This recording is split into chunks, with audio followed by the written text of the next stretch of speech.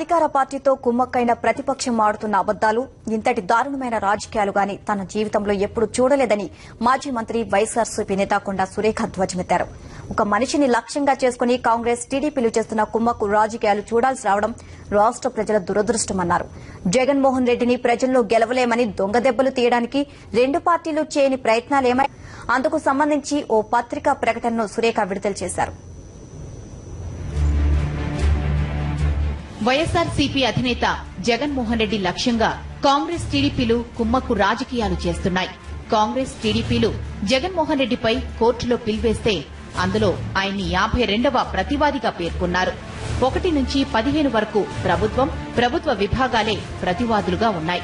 దీనిపై కోర్టు సమన్లు జారీ చేసినా ప్రభుత్వం స్పందించకపోవడంలోనే కుట్ర కనిపిస్తోందని సురేఖ ఆరోపించారు. జీవోలన్నీ సరైనవేనని చెప్పాల్సి వస్తుందని ప్రభుత్వం కౌంటర్ వేయలేదు. మహానేత వైఎస్ మరణించిన తర్వాత జగన్మోహన్ రెడ్డి నల్ల కాలువ దగ్గర ప్రజలకిచ్చిన మాట నిలబెట్టుకుని ఓదార్పు యాత్ర కొనసాగించడానికి నిర్ణయించుకున్నారు. ఆ తరువాతి పరిణామాల్లో కాంగ్రెస్ పార్టీకి ఎంపీ పదవికి రాజీనామా చేసిన నెల రోజుల్లోనే ఆదాయ పన్ను శాఖ ద్వారా నోటీసులు జారీ చేయించారు. రెండు పార్టీలు కుమ్మక్కై హైకోర్టులో పిటిషన్లు దాఖలు చేశారు.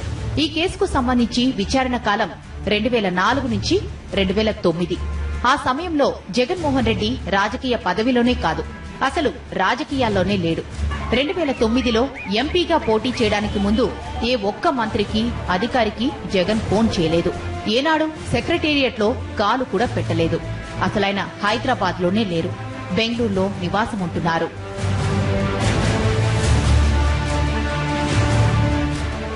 జగన్మోహన్ రెడ్డిపై కేసులు వేయడమే కాకుండా సీబీఐ ద్వారా ఘోరమైన ఆరోపణలు చేయిస్తున్నారు. ఏ వ్యక్తికైనా 3 నెలల తర్వాత బెయిల్ ఇవ్వాలని చట్టం చెబుతున్నా సాక్షులను ప్రభావితం చేస్తాడన్న దొంగ సాకుతో జగన్ను ఏడాదికి పైగా జైల్లో పెట్టారు. ED, income tax department, court కేసులంటూ జగన్ను రకరకాలుగా క్షోభ పెడుతున్నారు. ఇంతకు ఆయన చేసిన తప్పేంటి? ఇచ్చిన మాట కోసం నిజాయితీగా నిలబడ్డమా?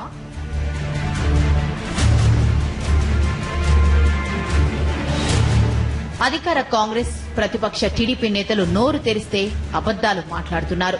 మద్యం, నీలి చిత్రాలని దిగజారుడు మాటలెన్నో మాట్లాడారు. నేను సవాల్ విసురుతున్నా, మా నాయకుడు ఈ రోజే కాదు, ఏ రోజు మద్యం ముట్టలేదు. రండి, రక్త పరీక్షలు చేయిద్దాం. ఆయన ఏ రోజైనా మద్యం ముట్టాడని తెలిస్తే మా నాయకుడితో సహా రాజకీయాల్లోంచి వైదొలుగుతాం. మరి మీవి అబద్దాలని రుజువైతే మీ పార్టీని మూసేసి విజయమ్మ కాళ్లు పట్టుకుని క్షమాపణ అడుగుతారా? స్థాయి, వయసుకు తగ్గట్టు మాటలుండాలి. మీ మాటలు విని పిల్లలు కూడా అసహించుకుంటున్నారు. 294 అసెంబ్లీ సభ్యులున్న రాష్ట్రంలో ప్రభుత్వం కొనసాగాలంటే 148 మంది ఎమ్మెల్యేల మద్దతుండాలి. కానీ కాంగ్రెస్ కున్న బలం 146 మాత్రమే.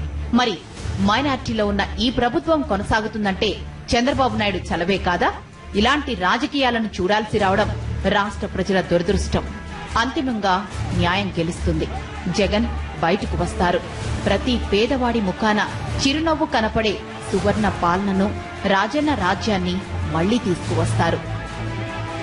ఇట్లు కొండా సురేఖ, వైఎస్ఆర్సీపీ నేత, మాజీ మంత్రి.